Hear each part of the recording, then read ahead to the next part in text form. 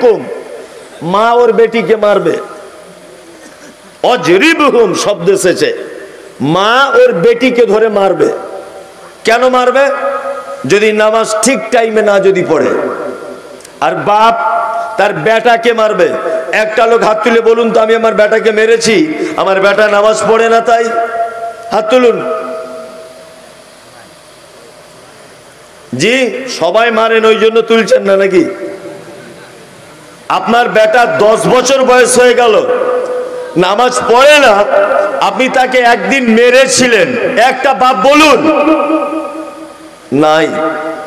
আপনার ছেলে চেন্নাইয়ে কাজ করে রাজমিস্ত্রি, মাসে মাসে 2-3 মাস টাকা পাঠাতে পারেনি, 4-5 বার ধরে ফোন করছেন, কি ব্যাপার রে সাইফুল, এ মাসে টাকা পাঠালি না, তোর মায়ের ওষুধ কিনতে হবে। এইরকম ফোন কতজন করেন? হাত তুলুন তো। বেটা টাকা না পাঠালে ফোন করা যায়, অথচ বেটা জাহান্নামের রাস্তাতে হাঁটছে, তাকে প্রতিবাদ জানানো যায় না। যায়? যায় না। নারী পুরুষ একটাই পদ্ধতি, আরো একটা পদ্ধতির কথা বলছি, একটু হালকা ডিফারেন্স আছে। হালকা কি ডিফারেন্স? একটা পুরুষ মানুষ যখন নামাজ পড়বে, ইমাম হিসাবে আগে বেড়ে গিয়ে ইমামতি করতে পাবে। কিন্তু একটা নারী যদি ইমামতি করে, কাতারের মাঝখানে দাঁড়িয়ে ইমামতি করবে, আগে বেড়ে ইমাম হিসাবে যেতে পাবে না। একজন পুরুষ মানুষ ইমামের যদি নামাজে ভুল যদি হয়ে যায়, পিছনে যারা মুসল্লি থাকবে সুবহানাল্লাহ বলে ওকে সতর্ক দিবে।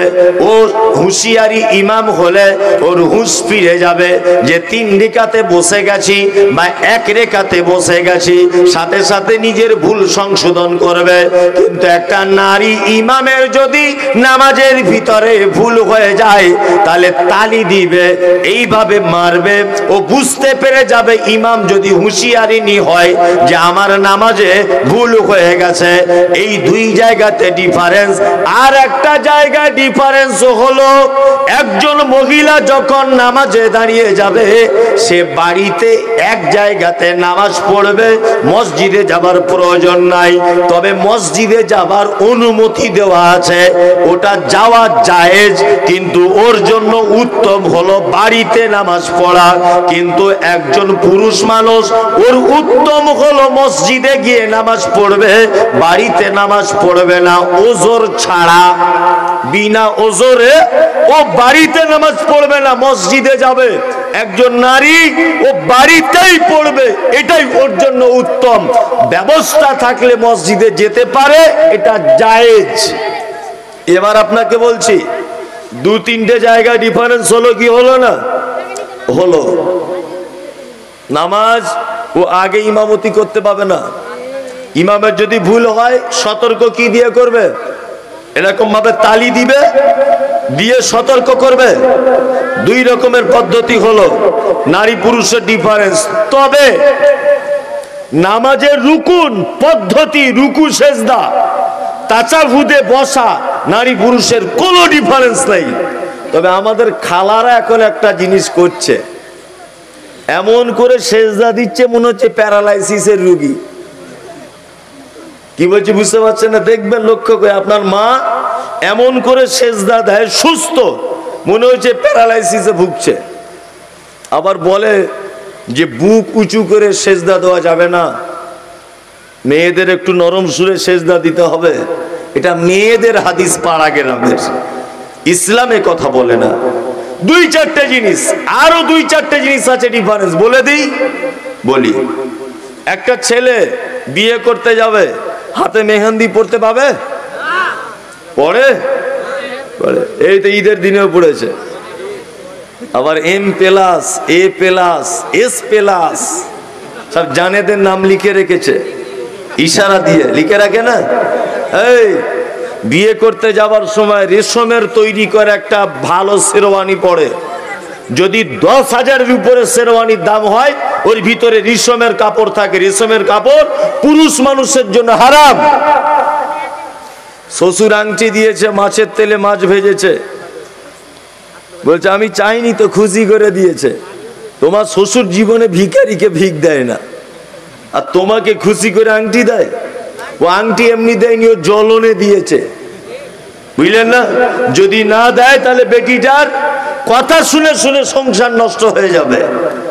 জ্বলনে শ্বশুর আংটি দিয়েছে, ভালো করে মাঝখানের আঙুলে ঢুকিয়ে ঘুরছে রাস্তায় রাস্তায়। ঈদের দিনে পড়েছে। আবার কিছু ঠিকাদারকে দেখছি, ঠিকাদার যারা বা মহাজন কেরালায় অমুক জায়গা তমুক জায়গায় কাজ করে, 2 তলা বিল্ডিং করেছে। ঈদের কদিন আগে বাড়ি এসেছে, তা আঙুলের মতো মোটা গলাতে চেন পরে ঘুরছে। মানে কি ছিনু আর কি হুনু, এটা না কালকে আন্ডার প্যান্ট পরে ঘুরতো, কেউ চিনে না ওকে। আজকে 2টো টাকা হয়েছে, কোন দিকে পা দেয় ঠিক পায় না। ঠিক বলছে কিনা বলুন?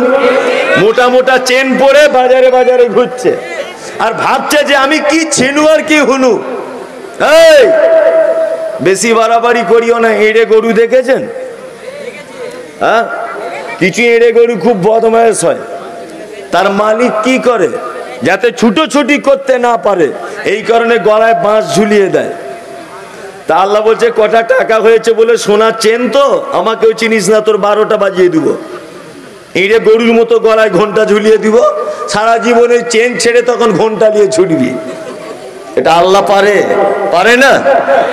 সুস্থ লোক হাতটা দেখে বুঝতে পারবেন না, অথচ মুখে ভাত তুলে খেতে পারে না, বৌমারা চামচে করে খাইয়ে দেয়। এরকম লোক আছে এলাকায়, খুঁজলে পাওয়া যায়। কি হলো ভাই? বলছে প্যারালাইসিস। প্যারালাইসিস ফ্যারালাইসিস কিছু নয়, আল্লাহর অর্ডার হয়েছে। ও বড্ড বাড়াবাড়ি করছিল, হাতকে বলে দিয়েছে মুখে উঠবি না, একদম ওইভাবেই পড়ে থাকবি, মুখে উঠবি না। ওর বৌমারা চামচে করে তুলে দেবে, এটা আমার ফয়সালা। কি বলছি বুঝতে পারছেন না? এটা আল্লাহ পারে কি পারে না? পারে। সোনার অলংকার পুরুষের জন্য হারাম, নিষেধ, পড়তে পাবে না। কিন্তু একটা নারী যদি হয়, মেহেন্দি লাগাবে আর সোনার আংটি পরবে, চাঁদির পরবে, ইমিটেশন পরবে। স্বামীকে মন খুশি করার জন্য যত রকমের সাজসজ্জা আছে ও ব্যবহার করবে, ওর কোনো জায়গাতে আপত্তি নেই। কি বলছি বুঝতে পারছেন? নারী মানে সেজেই থাকবে। যদি বলছেন এটা কেমন হলো, আল্লাহ নবী সাল্লাল্লাহু আলাইহি ওয়াসাল্লাম বসে আছেন, হঠাৎ করে একটা হাত চলে এলো পর্দার আড়াল থেকে, হাতে আছে একটা কিতাব। আল্লাহ নবী সাল্লাল্লাহু আলাইহি ওয়াসাল্লাম বলছেন, আয়াদু কারাজুলান আও ইমরাতান। কার হাত এটা, নারীর না পুরুষের? পর্দার আড়াল থেকে তখন বলা হচ্ছে, ইয়া রাসূলুল্লাহ, আমি একজন নারী, আমি আপনার কাছে এসেছি কোনো একটা প্রয়োজনে। বিশ্ব নবী বলছেন, তোমার হাতটা যে পুরুষের মতো লাগছে, পুরুষের হাত আর নারীর হাত দুজনের কোনো ডিফারেন্স নাই। এক কাজ করিও, তুমি যখন বাড়িতে চলে যাবে, হাতে তুমি মেহেন্দি লাগাবে। একজন নারী হাতে মেহেন্দি লাগাবে, পায়ে মেহেন্দি লাগাবে, ভালো করে কানের দুল পড়বে, নাকের ফুল পড়বে, গলার মালা পড়বে, ভালো করে সাজবে, নিজেকে ভালো করে রূপসী তৈরি করবে। তার স্বামীর জন্য ইসলাম তাকে বাধা দেয় না, তবে পর পুরুষের সামনে নয়। নারী পুরুষের দুই এক জায়গাতে হারাম আর হালালের ব্যাপার আছে। রেশমের কাপড় পরা পুরুষের জন্য হারাম, নারী পড়তে পারে। চাঁদির সোনার আংটি পুরুষ পড়তে পাবে না, হারাম। একটা নারী পড়তে পারবে। 2-4টে জায়গাতে ডিফারেন্স আছে, আছে না? আরো কিছু জায়গাতে আছে যেগুলো বলার টাইম নাই আর। এবার আপনাকে বলি, এতক্ষণ কিছু ডিফারেন্স হলো নারী পুরুষের দেখালাম, তাই তো? এইবার মেন কথাটা বলছি, দুইজনের সম্মানের ডিফারেন্স কতটা একবার দেখা যাক। দেখা যাবে? প্রথমেই বলি, প্রথমে মা, আমরা নারীকে, মূল নারীরা আমাদের 4টে সম্পর্কে জড়িত। কটা? 4টা। এক, মা বা মায়ের ক্যাটাগরি। 2, বোন বোনের ক্যাটাগরি। 3 বেটি, বেটির ক্যাটাগরি। 4 দাদি নানি বা এই ক্যাটাগরির। 4টে মূল সম্পর্ক নারীদের সঙ্গে আমাদের হয়। সর্বপ্রথম কোন সম্পর্ককে আল্লাহ সুবহানাহু ওয়া তাআলা শ্রেষ্ঠত্বের মর্যাদা দিয়েছেন আপনার মনে কোনটা? জি, মা। রাইট। আমরা ছোট থেকে একটা কথা হাদিস শুনে আসছি। কি হাদিস? পিতামাতার পায়ের তলায় জান্নাত। মাদানী সাহেব আছেন, তবু আমার কথা এ মুখে মানায় না। আমি মমতাজুল ইসলাম বলছি, পিতামাতার পায়ের তলায় জান্নাত, এ হাদিস চলবে না, ঠিক নয়, এ কথাটা ঠিক নয়। মায়ের পায়ের তলায় জান্নাত, এ কথা চূড়ান্ত। পিতামাতার পায়ের তলায় জান্নাত সারা জীবন আলেম ওলামারা বলে এসছে। জি না, মায়ের পায়ের তলাতে জান্নাত, পুরুষের পায়ের তলাতে জান্নাত নেই। মা হিসাবে তার মর্যাদা দেখুন কত, পিতামাতার মর্যাদা কত দেখুন, মায়ের মর্যাদা। আল্লাহর নবী সাল্লাল্লাহু আলাইহি ওয়াসাল্লামকে জিজ্ঞাসা করা হচ্ছে, ইয়াসআলুনাকা মাযা ইনফিকুন, নবী আপনি বলুন উত্তম খরচা করার জায়গা কোনটা? আল্লাহর নবী সাল্লাল্লাহু আলাইহি ওয়াসাল্লাম বলছেন, পবিত্র আল কোরআন সূরা বাকারাতে আল্লাহ নবী সাল্লাল্লাহু আলাইহি ওয়াসাল্লামকে জিবরিল বলছেন, কুল, আপনি প্রশ্নকারীদেরকে বলুন, মা আনফাকতুম মিন খাইরিন ফালিল ওয়ালিদাইন ওয়াল আকরাবিন ওয়াল ইয়াতামা ওয়াল মাসাকিন ওয়া বনিস সাবিল ওয়া মা তাফআলু মিন খাইরিন ফা ইন্নাল্লাহা বিহি আলিম। আল্লাহ নবী সাল্লাল্লাহু আলাইহি ওয়াসাল্লামকে জিজ্ঞাসা করা হচ্ছে পৃথিবীর উত্তম দান কি? আল্লাহ নবী সাল্লাল্লাহু আলাইহি ওয়াসাল্লাম তখন বলছেন, কুল মা আনফাকতুম মিন খাইরিন ফালিল ওয়ালিদাইন। আচ্ছা বলুন তো, পৃথিবীর সব থেকে কোন জায়গায় দান করলে বেশি নেকি পাওয়া যায়? কোথায়?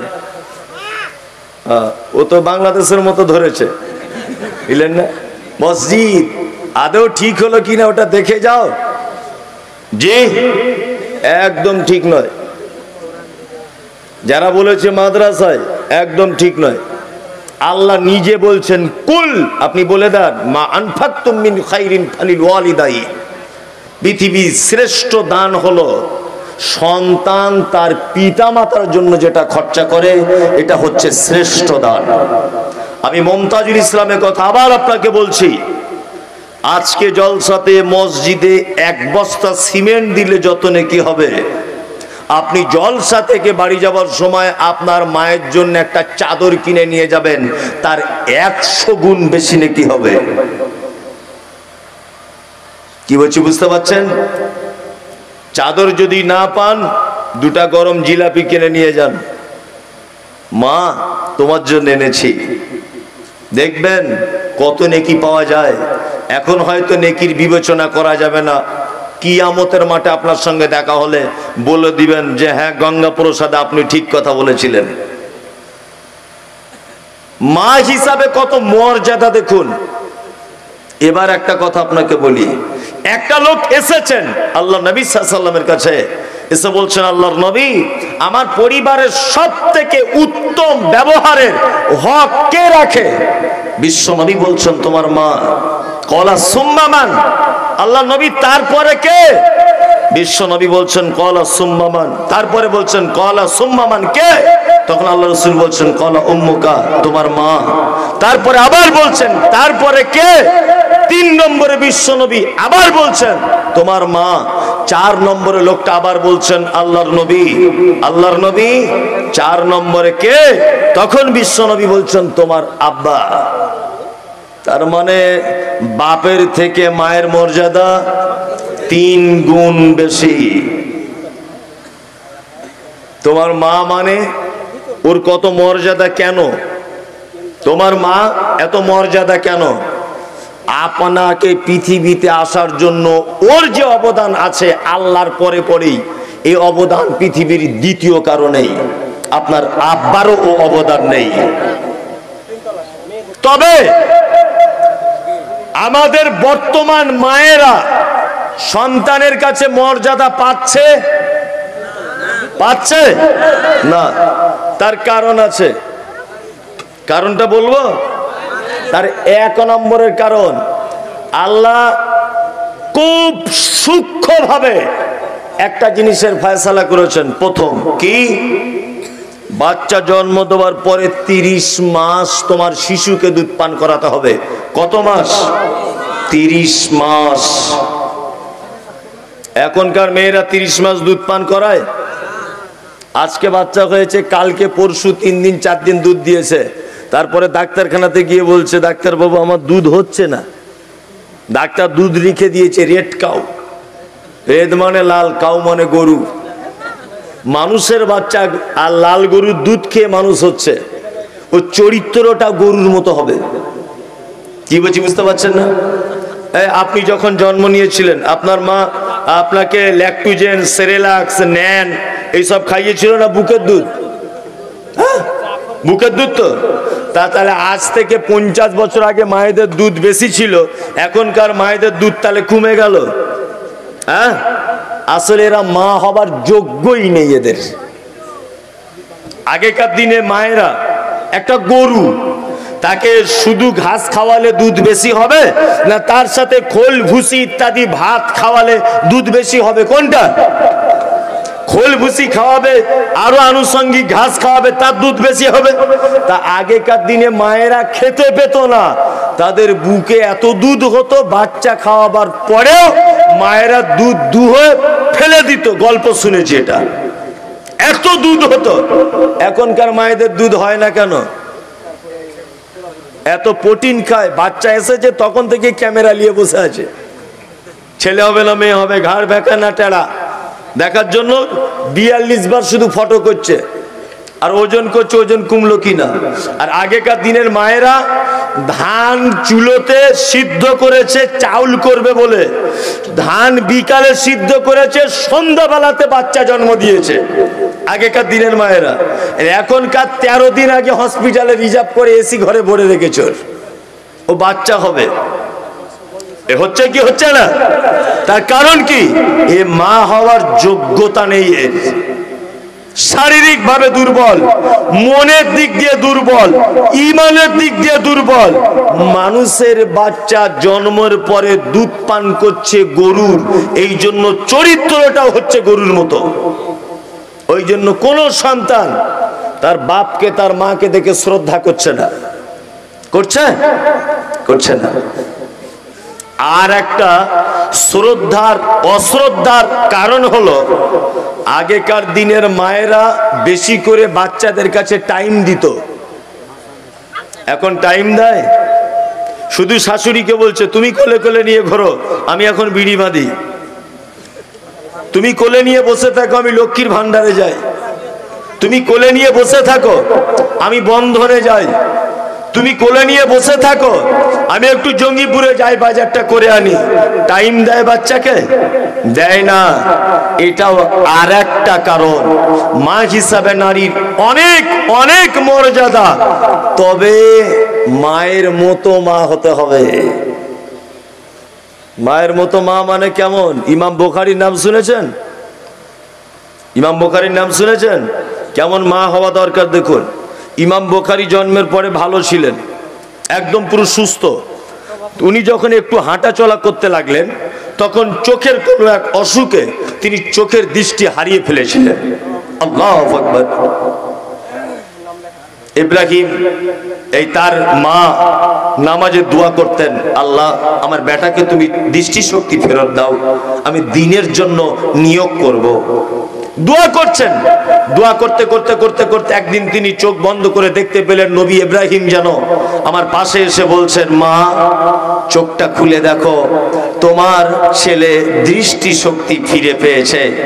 সঙ্গে সঙ্গে মা চোখ খুলে দেখলেন, সত্যি ইমাম বুখারী মোহাম্মদ ইবনে ইসমাইল ওনার নাম, এই ছেলেটা আস্তে আস্তে করে হাঁটা চলা করছে আর চোখে যেন দেখতে পাচ্ছে। মায়ের দুয়াতে অন্ধ ছেলের দৃষ্টি শক্তি ফেরত পাওয়া যায়। এখনকার মায়েরা দোয়া করলে সন্তানের কল্যাণ হবে বলে মনে হয়? হয় না। এখনকার মায়েরা কি দোয়া করে? বেশি বদমাইশি করলে বলে তোর মরণ হয় না। হ্যাঁ, এত লোক মরে, তোকে আল্লাহ দেখতে পায় না, এটা বলে কি বলে না? কাবা শরীফের ইমাম ডক্টর আব্দুর রহমান সুদাইস, আমি ইন্টারনেটে ওনার জীবনী পড়ছিলাম, তা উনি এত বদমাইশ ছিলেন, ছোটতে এত দুষ্টুমি করতেন যে বাড়িতে কুটুম এসেছে, মাংস তরকারি রান্না হয়ে গেছে, সেই সময়তে আব্দুর রহমান সুদাইস এক মুঠো বালি এনে তরকারিতে দিয়ে দিয়েছে। এত বদমাইশ, যখন তরকারিতে দিয়েছে ওর মা তখন হাত তুলে দোয়া করছে যে আল্লাহ আমার বেটাকে তুমি কাবা শরীফের ইমাম বানিয়ে দাও, তাহলেও ভালো হবে, তাছাড়া ভালো হবে না। কি বলছি বুঝতে পারছেন না? আর আমরা কি দোয়া করছি? আমাদের দোয়ার ঢং কি? এলাকার সবচেয়ে ধনী লোক, তার নাম করে বলছে আল্লাহ আমার তো অবস্থা খারাপ, ওর মতো যদি আমার বেটাটা হয় কি সুখে থাকবো। আর ইমাম বুখারীর মা দোয়া করেছিলেন দিনের জন্য নিয়োগ করব। আব্দুর রহমান আস-সুদাইসের মা দোয়া করতেন আমার ছেলে কাবার ইমাম হোক।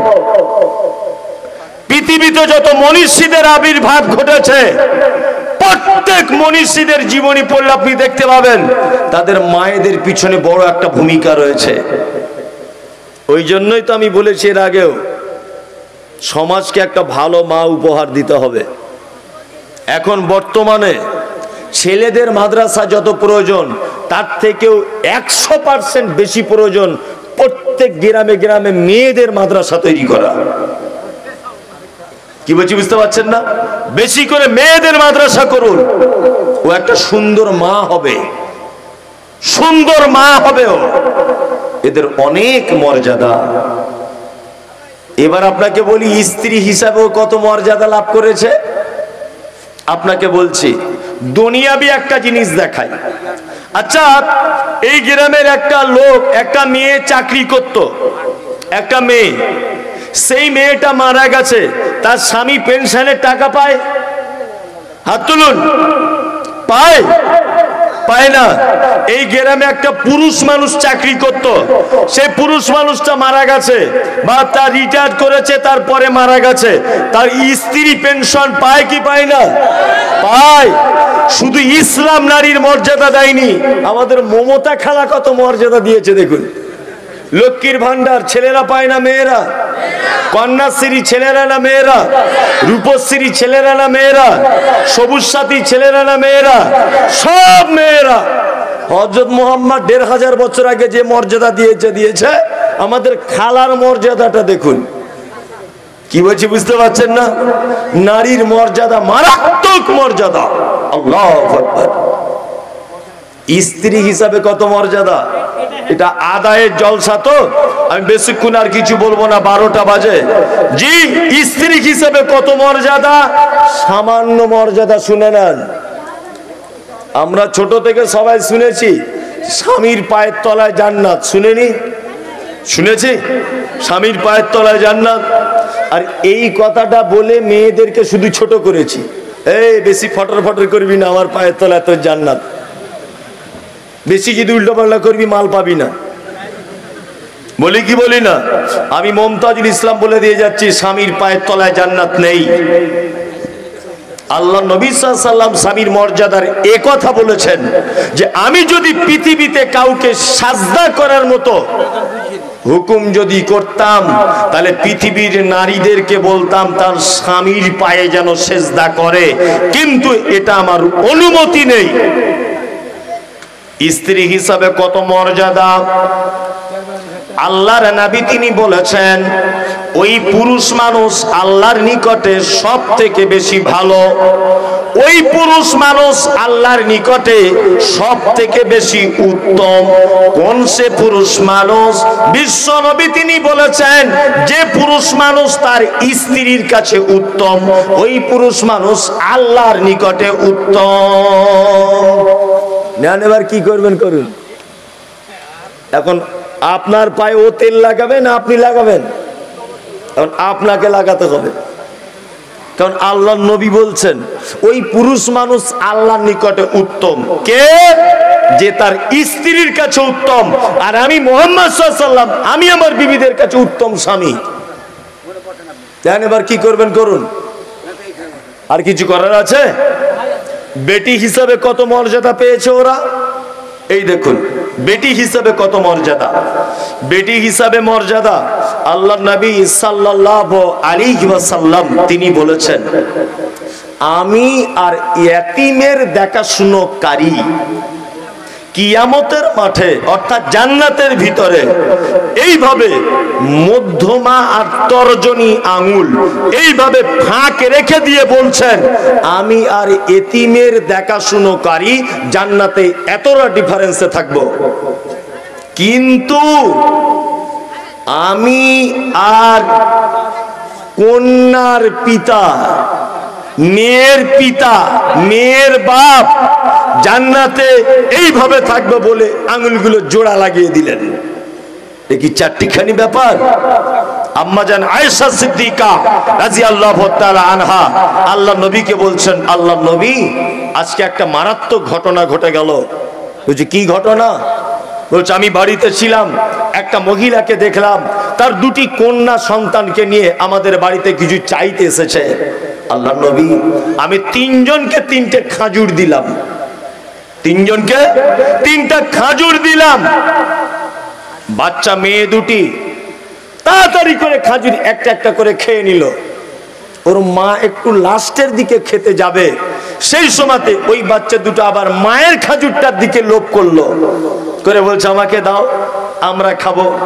আল্লাহ নবী আমি ওই মহিলাটিকে দেখলাম যে নিজে না খেয়ে দুটি খেজুর অর্ধেক করে ভাগ করে দুটি মেয়ে সন্তানকে দিয়ে দিলেন। আল্লাহ নবী আজকের এই মাত্র এই ঘটনা ঘটলো। বিশ্ব নবী তিনি বলছেন, আয়েশা কোন মানুষ যদি তার কন্যা সন্তানকে নিয়ে পৃথিবীর মাটিতে যদি বিপদে পড়ে যায়, আমি মুহাম্মদ সাল্লাল্লাহু আলাইহি ওয়াসাল্লাম আর ওই কন্যার পিতা জান্নাতের ভিতরে এইভাবে থাকবো বলে তিনি মধ্যমার তর্জনী আঙুল এক জায়গায় করে এইরকম গুটিয়ে দিয়ে বলছেন, আমরা দুজন এইরকম কাছাকাছি জান্নাতের ভিতরে থাকবো। এটা ভাবা যায়? ভাবা যায়? এটা যায় না। এবার আপনাকে বলি, মায়েরা যারা আছেন আপনাদের কেমন হওয়া দরকার? মর্যাদা তো এতটা লাভ করলেন, কেমন হওয়া আপনাদের দরকার, কেমন ঈমান রাখা আপনাদের দরকার। আমাদের মাঝে একটা লোক এসেছিলেন, তার নাম ফেরাউন। নাম শুনেছেন? শুনেছেন। খুব ভালো লোক ছিল নাকি? মারাত্মক খারাপ লোক, মারাত্মক বদমাইশ লোক। কিন্তু ঘর মে আগ লাগি হ্যায় ঘর হি কি চিরাগ সে, বাড়িতে আগুন লাগে বাড়িরই বাতিতে। ঘরের শত্রু বিভীষণ, সবাই ফেরাউনকে আল্লাহ বলে মানছে, কিন্তু বিবি মানছে না। ফেরাউনকে বলা হতো লৌহ শলাকাধারী। যে ওকে আল্লাহ বলে মানেনি তাকে কাঠের উপরে শুইয়ে দিয়ে তার হাতে পেরেক বেঁধে, পেরেক ঢুকিয়ে, পায়ে পেরেক ঢুকিয়ে তাকে মারা হতো। স্ত্রীর নাম হলো আসিয়া। আসিয়া এত আল্লাহ বলি মেয়ে। আসিয়া ফেরাউনকে ডেকে বলছে, ফেরাউন গো তুমি আমার স্বামী, পৃথিবীর সবাই তোমাকে আল্লাহ বলে মেনে নিল, কিন্তু আমি আল্লাহ বলে মানতে পারবো না। আমার ঈমান বড় মজবুত, আমি আল্লাহকে এক বলে বিশ্বাস করি, পৃথিবীর কাউকে মানতে পারবো না। তখন ফেরাউন বলছে, যদি না মানো তোমাকে আযাব দেওয়া হবে। কেমন আযাব দেওয়া হবে? না কাঠের উপরে শুইয়ে দেওয়া হবে, তোমার হাতে পেরেক মেরে দেওয়া হবে, তোমার পায়ে পেরেক মেরে দেওয়া হবে। এইরকম ভাবে আসিয়াকে যেন কাঠের উপরে শুইয়ে দিয়ে তার হাতে পেরেক মেরে দিল, তার পায়ে পেরেক মেরে দিল। এইবারে বলছে, বলো আসিয়া আমাকে আল্লাহ বলে মানবে কি মানবে না? আসিয়া তখন বলছে, মানি না, মানি না, জীবনে কোনোদিন মানবো না। আল্লাহ কোরআনে আসিয়ার কথা ইঙ্গিত করে কোরআনের আয়াত অবতীর্ণ করেছেন। জারাবাল্লাহু মাসালাল লিল্লাযিনা আমানু ইমরাআতা ফিরাউন ইয ক্বালাত রাব্বি বিলি ইনদাকা বাইতান ফিল জান্নাতি ওয়া নাজ্জিনি মিন ফিরাউনা ওয়া আমালিহি ওয়া নাজ্জিনি মিনাল কওমিজ জালিমিন। আল্লাহ বলে কোরআন মাজিদে আমি দৃষ্টান্ত পেশ করলাম ফেরাউনের স্ত্রীকে। তার ঈমান এত ছিল, ফেরাউনের স্ত্রী ওই কাঠের উপরে শুয়ে হাতে তার পেরেক মারা, এই অবস্থাতে আল্লাহকে ডেকে বলছেন রব্বি বিলি ইনদাকা বাইতান ফিল জান্নাত। আল্লাহ কিছুই চাই না, কিছুই চাই না, আমি আমার যে দৃশ্য তুমি দেখতে পাচ্ছ আমি কিচ্ছু চাই না। রব্বি বিলি ইনদাকা বাইতান ফিল জান্নাতে, আল্লাহ তুমি আমাকে জান্নাতে একটা ছোট্ট ঘর বানিয়ে দিও। আল্লাহু আকবার। ওয়ানাজ্জিনি মিন ফিরাউনা ওয়া আমালিহি, আমি পরিত্রাণ চাইছি ফেরাউনের এই কৃত কাজ হতে। ওয়ানাজ্জিনি মিনাল কওমিজ জালিমিন, আমি অত্যাচারী জালেমের কাছ থেকে, এই জাতির কাছ থেকে আমি পরিত্রাণ চাইছি। আল্লাহ পৃথিবীতে সুখ শান্তি স্বাচ্ছন্দ্য কিচ্ছু দরকার নেই, শুধু জান্নাতে একটা আমার জন্য ঘর বানিয়ে দিও। একজন নারী তার কেমন ঈমান দেখুন। আল্লাহু আকবার। আমাদের মেয়েদের ঈমান আছে, আছে? ওদের ঈমানের ঢংটা বলবো বলবো ছাদে ধান মেলে দিয়েছে, ধান শুকাতে দিয়েছে ছাদে, ধান প্রায় শুকানো কমপ্লিট, হঠাৎ করে বৈশাখ মাসে বৃষ্টি নেমেছে, ওর মুখের দিকে তাকিয়ে দেখবেন 4-5 রকম ভাষাতে গাল দিবে। আল্লাহ তোরা চোখ নাই, আমার উপরেই যত হিংসা, ওই লেগি তো মাদ্রাসা মসজিদে দান টান করি না। তুমি আমার ধানের 12টা বাজিয়েছ, আমিও 12টা বাজাবো, মাদ্রাসা মসজিদে দান করব না। ওটা ওর ঈমান। কিছু কিছু মেয়ে আছে মৃত বাড়িতে যায়, মৃত বাড়িতে কেউ মারা গেলে যায় না, কাঁদতে যায় আর কি। পুরুষ মানুষ তো সহজে কাঁদে না, এদের চোখে সহজে পানি আসে না। জি, ওরা কাঁদতে যায়, কাঁদতে কাঁদতে বলছে আল্লাহ লিলি লিলি, এইটা কি লিলি? ওই কুঁজোটাকে দেখতে পেলি না যে বেশি ইনকাম করতে শিখেছে, ওইটা কি লিলি?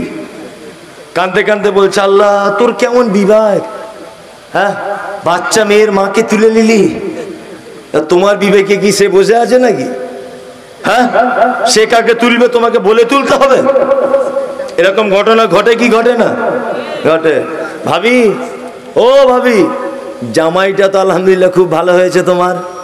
তা ভাবি তখন ফুলে মুগুর হয়ে বলছে আমার মেয়ের কোয়ালিটি দেখবে না, হাই কোয়ালিটির বেটি আমার, যেমন রূপ তেমন চেহারা তেমন লেখাপড়া। কি বলছি বুঝতে পারছেন না?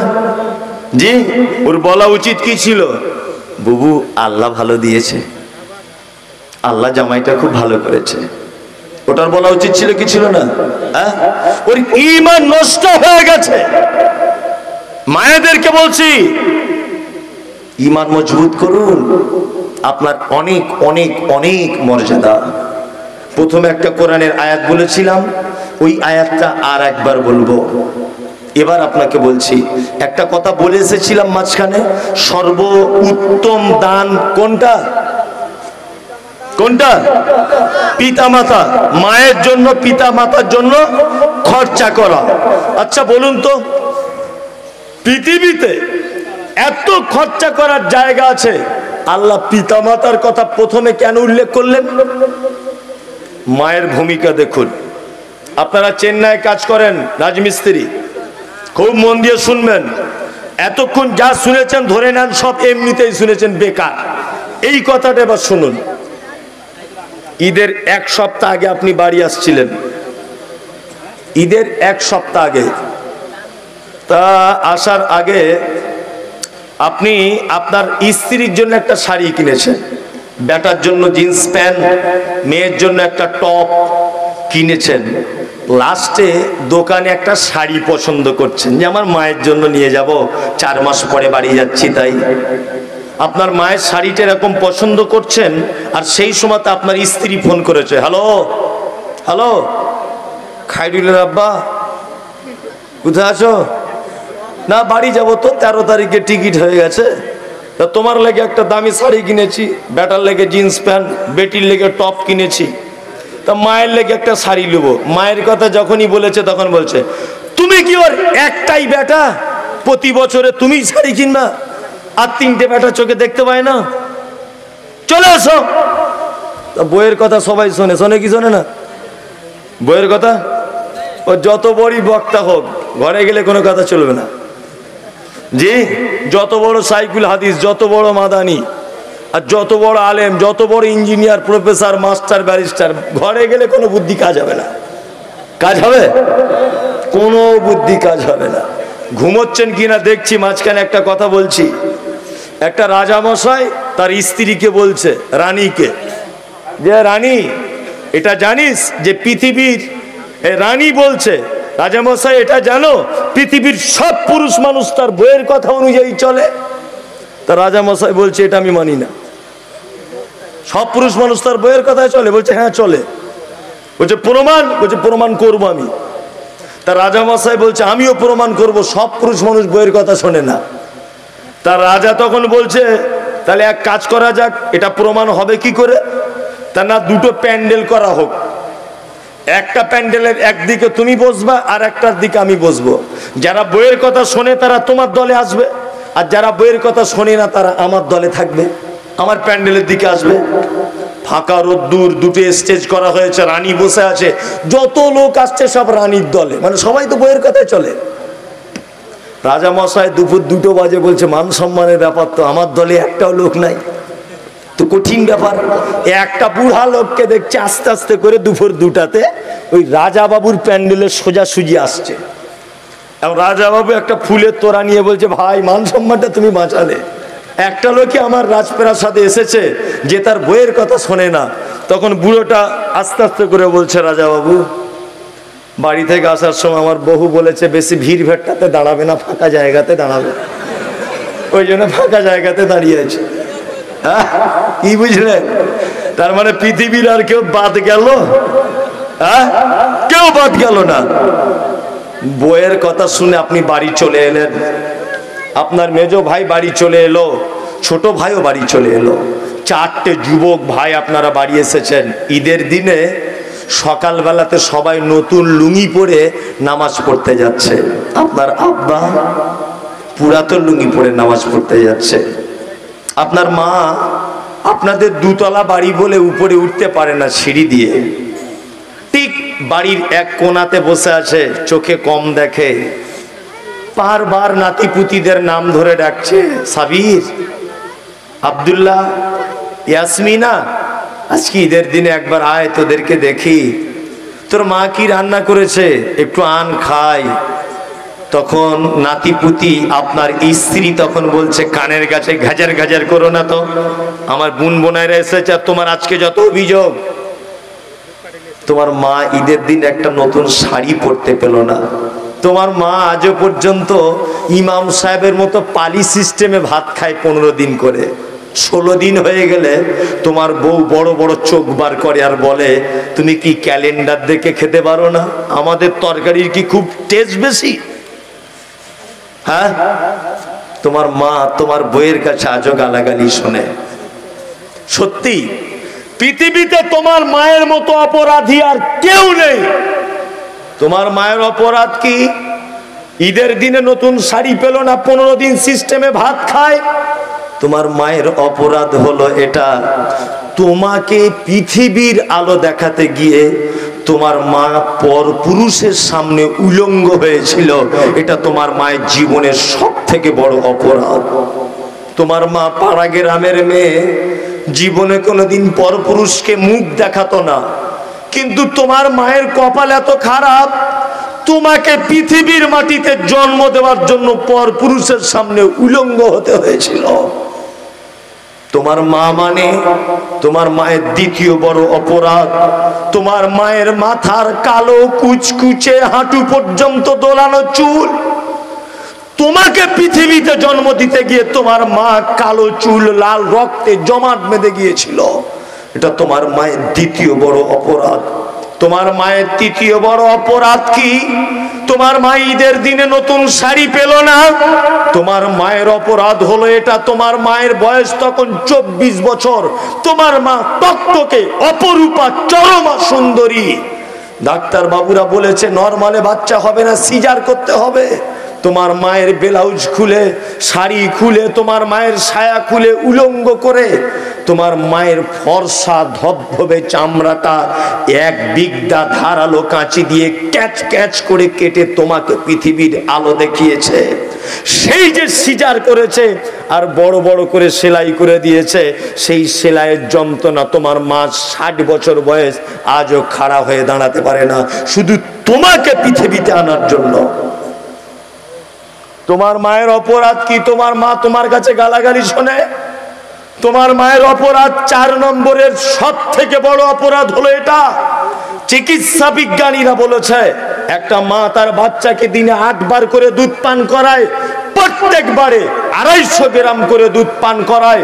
কোরআনের ভাষা 30 মাস দুধ পান করাতে হয়। 30 মাসে তোমার মা তোমাকে দুধ পান করিয়েছে 1800 কেজি। একটা গাভী তার বাচ্চাকে এত দুধ দিতে পারে না। 50 টাকা কেজি যদি দুধের হয়, তোমার মা তোমাকে দুধ পান করিয়েছে 90,000 টাকার দুধ। তোমার মা নতুন শাড়ি পায় না আজকে, তাই তো? বউ পায়। জি, তোমার মা পালা সিস্টেমে ভাত খায় 15 দিন করে। জি, তোমার মায়ের অপরাধ কি? তোমার মায়ের অপরাধ হলো এটা। তোমার নানির বাড়ি ছিল রঘুনাথগঞ্জে। তোমার নানির বাড়ি যাচ্ছ, বাসে উঠেছে তোমার মা, আর তোমার মায়ের বয়স তখন একদম 29 বছর, টকটকে সুন্দরী তোমার মা। দেখে কে তোমার মায়ের রূপ, পরপুরুষেরা তোমার মায়ের দিকে ফ্যাল ফ্যাল করে তাকিয়ে আছে। তোমার মা বাসের সিটে বসেছে, তখন থেকে তুমি বলছো মা দুধ খাবো, মা দুধ খাবো, মা দুধ খাবো। আপনার মা পাড়া গ্রামে মেয়ে লজ্জা করছে, বাসের ভিতরে কি করে ব্লাউজ খুলে কি করে দুধের ভোঁটাটা আমার ছেলের মুখে দিই। আপনি যখন বারবার কান্না করছেন তখন লজ্জা না করে চারিদিকে আড়ে আড়ে দেখে বুকের ব্লাউজটা খুলে দুধের ভোঁটাটা আপনার মুখে দিয়ে এক হাতে আপনাকে ধরে রেখেছে আর বলছে আব্বু দুধ খাও। আর বাসের যুবক ছেলেরা তোমার মায়ের দিকে খারাপ দৃষ্টিতে দেখছে। তোমার মা একবার চাদর টেনে নিচ্ছে, তোমার মা একবার নিজের পেট ঢেকে দিচ্ছে, তোমার মা একবার তোমার পিঠে বাড়ি মারছে। তোমার মা নানির বাড়িতে পৌঁছে গেল, যেতে টাইম লাগবে ধরে নেন 2 ঘন্টা। আমার মনে হয় তুমি শিশু, তোমার বয়স তখন 1.5 বছর। তোমার 1.5 বছরে 2 ঘন্টা যদি তোমার মা দুধ দিতে সেদিন তোমায় দেরি করত, তোমার কচি কণ্ঠনালীটা আটকে তুমি বাসের ভিতরে ছটফট ছটফট করে মারা যেতে। তোমার মা সেদিন লজ্জা করেনি। তোমার মা নানির বাড়িতে পৌঁছে গিয়েছে, তোমার নানা বিরিয়ানি করেছে, অনেক দিন পরে বেটি এসেছে বলে। তোমার কোষ্ঠকাঠিন্য রোগ ছিল, তোমার প্রতিদিন পায়খানা ক্লিয়ার হতো না। তোমার মা বিরিয়ানি খেতে বসেছে, বিরিয়ানির থালার পাশে তুমি ভর ভর করে পায়খানা করে দিয়েছো। তোমার মা পায়খানা থেকে সেদিন বলেছিল আলহামদুলিল্লাহ বেটা তুমি 3 দিন পায়খানা করনি, আজকে করেছো। তোমার পায়খানা থেকে যে আনন্দ পেত, তুমি পায়খানা করলে যে আলহামদুলিল্লাহ বলতো, তুমি পেচ্ছাপ করলে যে আলহামদুলিল্লাহ বলতো, সে আজকে পালা সিস্টেমে ভাত খায় আর তোমার বইয়ের কাছে গাল শোনে। তোমার আব্বা মানে 60 বছর বয়সে রাজমিস্ত্রির লেবারের কাজে যায় দুর্গাপুরে। তোমাকে ভালো মিশনে পড়াবে বলে, তোমার স্কুলের বেতন দেবে বলে, ঈদের দিনে তুমি যাতে নতুন জামা পরতে পারো এই কারণে তোমার আব্বা 60 বছর বয়সে মশলা মেখে 2 তলার সিঁড়ি দিয়ে ঠক ঠক ঠক ঠক করে কাঁপতে কাঁপতে মশলা নিয়ে ওঠে তোমাকে ঈদের